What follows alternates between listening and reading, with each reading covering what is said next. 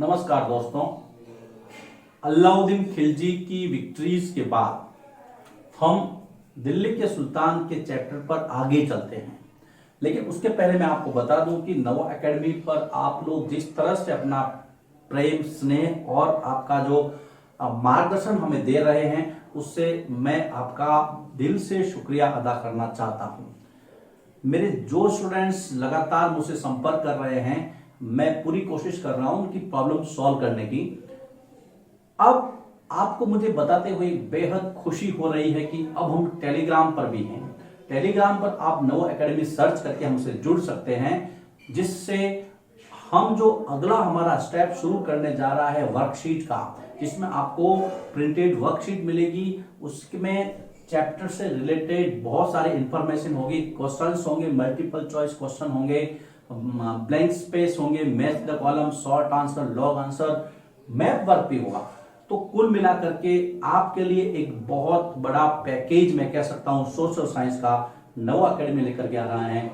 मुझे बेहद खुशी है कि अब जो क्राइसिस पीरियड चल रहा है कोविड-19 की वजह से, लेकिन फिर भी आप लोग मुझसे जुड़ करके जितना मैं जानता हूं उतना ज्ञान या उतना जो नॉलेज है वो आपके साथ शेयर करने की कोशिश कर रहा हूं। आप लोगों का प्यार मुझे काफी हेल्प कर रहा है। शुरू करते हैं।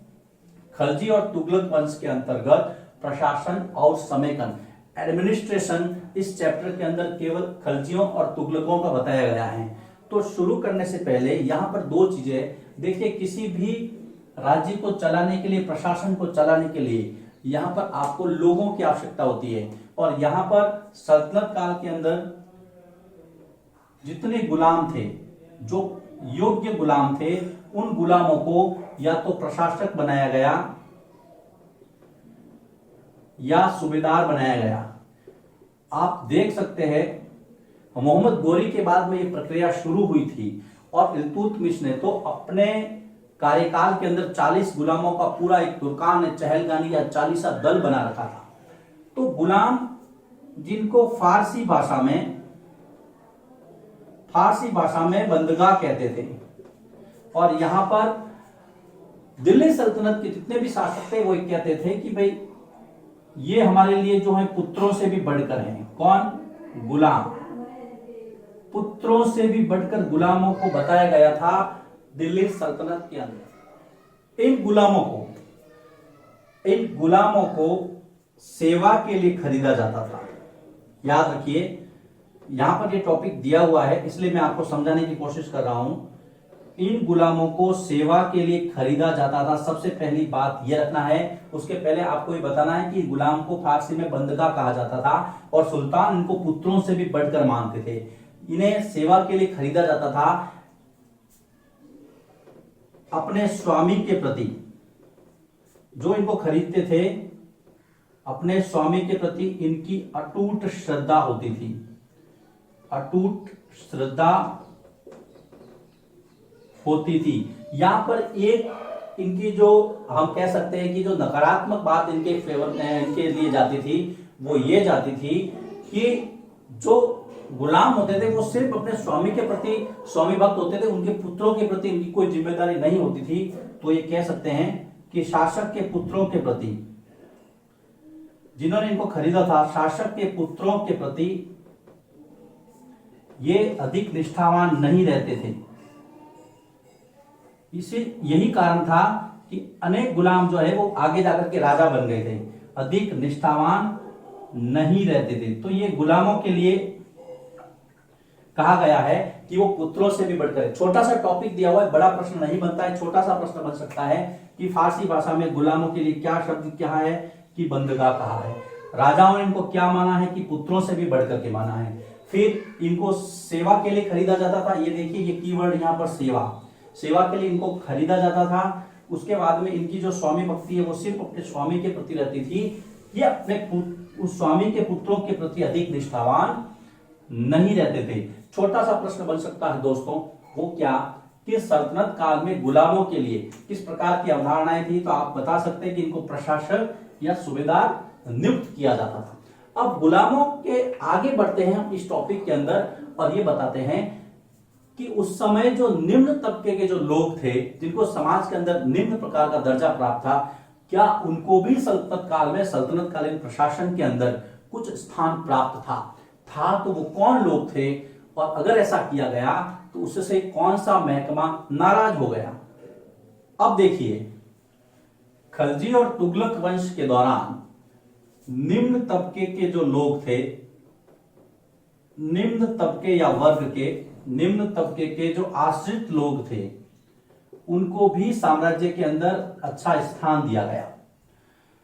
उनको साम्राज्य में या शासन में, प्रशासन में, शासन में ऊंचा स्थान दिया गया।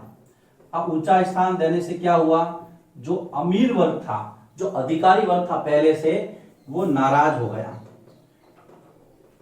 अमीर वर्ग की नाराजगी, अमीर वर्ग की नाराजगी बढ़ी, और उसका क्या प्रभाव पड़ा कि राजनीतिक अस्थिरता, साम्राज्य में राजनीतिक अस्थिरता बढ़ी। ये देखिए, ये टॉपिक है, इस टॉपिक को मैं इसलिए लिख रहा हूं इस तरह से, ताकि जब आप इसको लिखें नोट्स के रूप में तो आपके पास में ये सामग्री उपलब्ध रहे। जब भी परीक्षा में कोई प्रश्न आए तो आपको कहीं कंफ्यूज होने की आवश्यकता नहीं है। गुलाबों के बारे में मैं चर्चा कर चुका हूं, और यहां पर देखिए निम्न तबके के जो आश्रित लोग थे उनके बारे में क्या धारणा थी। सुल्तान ये कहता था कि नहीं, अगर वो योग्य है तो इनको लाइए, लेकिन देखिए उनमें कई चीजों का ध्यान रखना पड़ता था।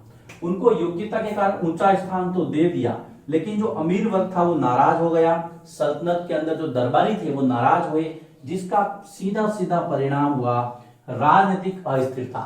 अब एक इंपॉर्टेंट टॉपिक और है यहां पर, वो कौन लोग थे। मोहम्मद बिन तुगलक का यहां पर एक जिक्र किया गया है, मैं यहां पर लिखूंगा मोहम्मद तुगलक। मोहम्मद तुगलक, मोहम्मद तुगलक के साम्राज्य में कुछ ऐसे लोग थे जिनको साम्राज्य के अंदर, जिनको प्रशासन में मोहम्मद तुगलक ने बहुत अच्छा स्थान दिया था, जिससे अमीर वर्ग नाराज था। वो कौन लोग थे, तो हम छोटे छोटे यहां पर देखिए उनका नाम लिख करके वो कौन थे वो चर्चा करेंगे। सबसे पहला जो व्यक्ति था जिसका आपके सिलेबस में जिक्र किया गया है वो था अजीज खुम्मार। अजीज खुम्मार, अजीज खुम्मार दोस्तों कलाल था। कलाल कौन होता है, जो शराब बनाता है, और वहां पर शराब बनाने वाले को समाज में ऊंचा दर्जा प्राप्त नहीं था उस वक्त। अजीज खुम्मार एक कलाल था, शराब बनाने वाला था, लेकिन मोहम्मद तुगलक ने उसको अपने साम्राज्य में अच्छी स्थिति प्रदान की थी। फिर उसके बाद में देखिए दो व्यक्तियों का नाम आता है, लड्डा और पीरा। लड्डा तथा पीरा, ये दोनों ही माली थे। माली मालाकार जो फूल वगैरह लाते हैं, और उसको भी मोहम्मद तुगलक ने इन दोनों को अपने साम्राज्य में अच्छा स्थान दिया था। तो देखिए पहला नाम मैंने लिया यहां पर अजीज खुम्मार का, ये क्या था भाई, कि कलाल था, शराब बनाता था। दूसरे दो व्यक्ति लड्डा और पीरा, प्रश्न कई बार आता है लड्डा पीरा कौन थे, मोहम्मद तुगलक के साम्राज्य में माली थे, जिनको साम्राज्य में उन्होंने अच्छा स्थान दिया था मोहम्मद तुगलक। इसके बारे में आगे विस्तार से चर्चा करेंगे। अब इसको आप नोट कर लीजिए। अब मैं आगे चलता हूं तीसरे व्यक्ति के पास।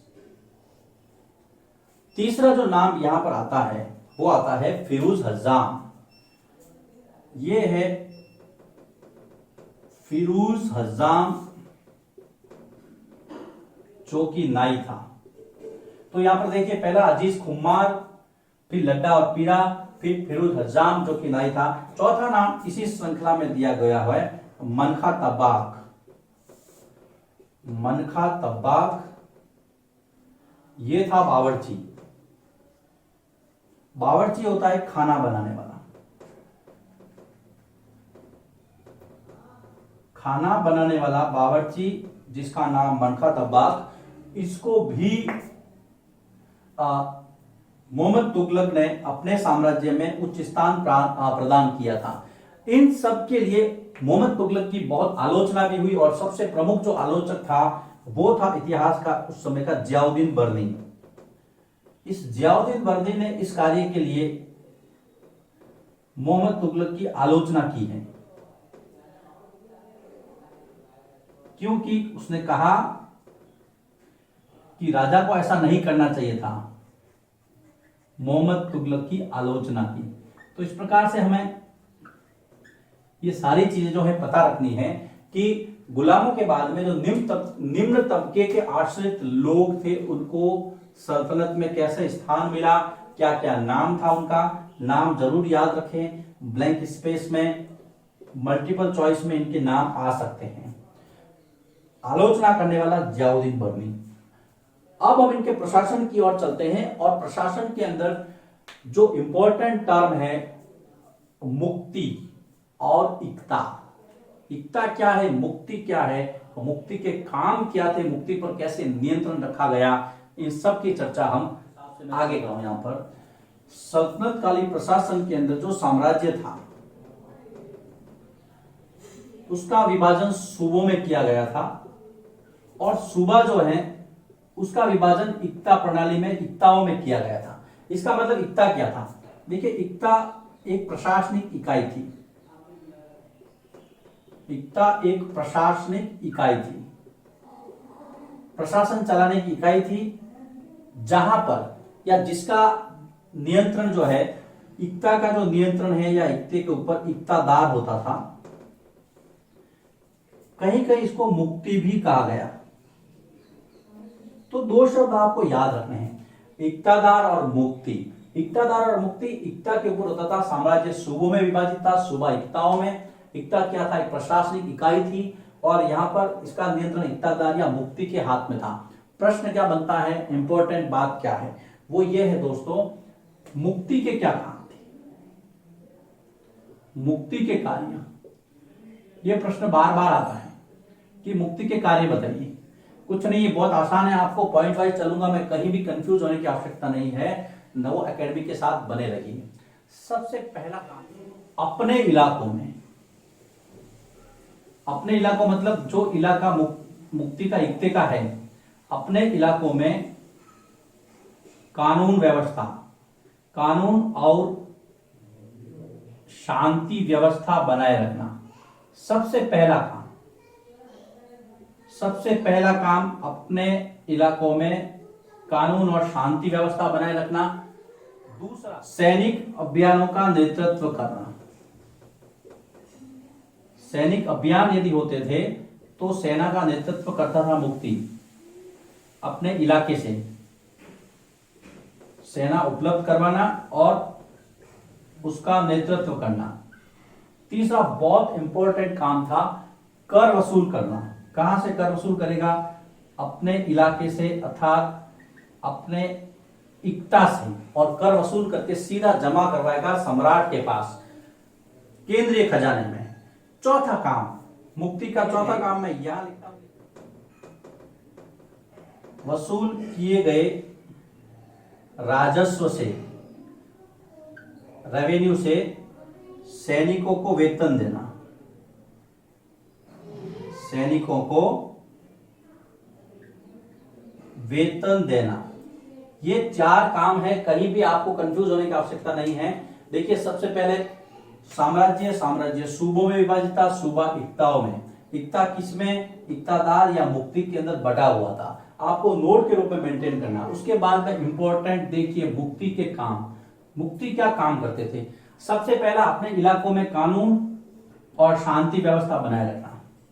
दूसरा, जब भी सैनिकों की मांग होती थी सैनिक अभियान के लिए, सैनिक उपलब्ध करवाना, राजा को उसका नेतृत्व करना। इंपॉर्टेंट वर्क सबसे अहम था कर, पैसा यहां से मिलता था, कर वसूलना अपने इलाकों से, मुक्ति का काम पढ़ रहे हैं। चौथा जो काम था कि वसूल किए गए राजस्व से जो रेवेन्यू है सैनिकों को वेतन देना। वेतन की वजह से जो सैनिक इनके ऊपर ट्रस्ट करते थे, इनके साथ बने रहते थे।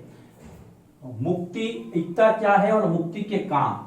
अब हम देखते हैं कि मुक्ति पर नियंत्रण कैसे रखा जा सकता था। अलाउद्दीन खिलजी जैसे जो राजा थे वो ये जानते थे कि कभी भी जो मुक्ति है वो ताकतवर बन सकता है, इसलिए उन पर नियंत्रण रखना। पहले आप इसको नोट कर लीजिए, फिर मैं आगे चलता हूं। मुक्ति पर नियंत्रण कैसे रखा गया, मुक्ति पर नियंत्रण कैसे रखा जाए, यह सभी सम्राटों के लिए एक चैलेंज था। लेकिन अलाउद्दीन खिलजी जैसा सम्राट ये समझता था कि इस पर नियंत्रण रखना बहुत जरूरी है, इसलिए देखिए दोस्तों उन्होंने क्या किया, तो इसका पद वंश परंपरा पर आधारित नहीं था सबसे पहला, ताकि कोई ये नहीं समझे कि ये मेरा वंशानुगत पद है, मेरे बाद मेरे बेटे को मिलेगा, उसके बाद उसके बेटे को। अगर आपकी योग्यता है तभी आप बनेंगे, नहीं तो आप निकाल दिए जाएंगे। दूसरा, इक्ता से मुक्ति का स्थानांतरण यानी कि ट्रांसफर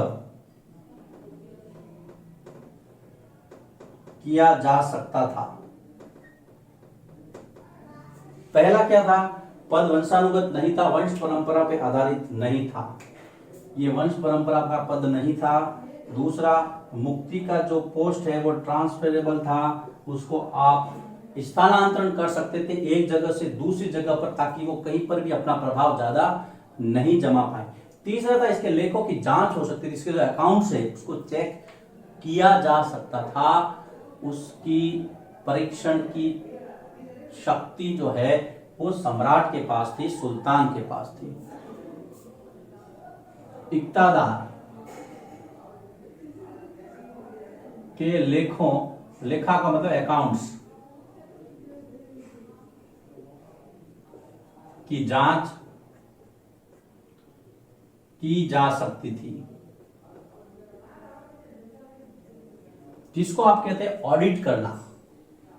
कितना रेवेन्यू इकट्ठा किया, कितना जमा किया, सब जांच होती थी, जांच सुल्तान करवाता था, इसलिए यहां पर इसके लिए अंकुश था। चौथा, मुक्ति द्वारा तय संख्या में घोड़े रखना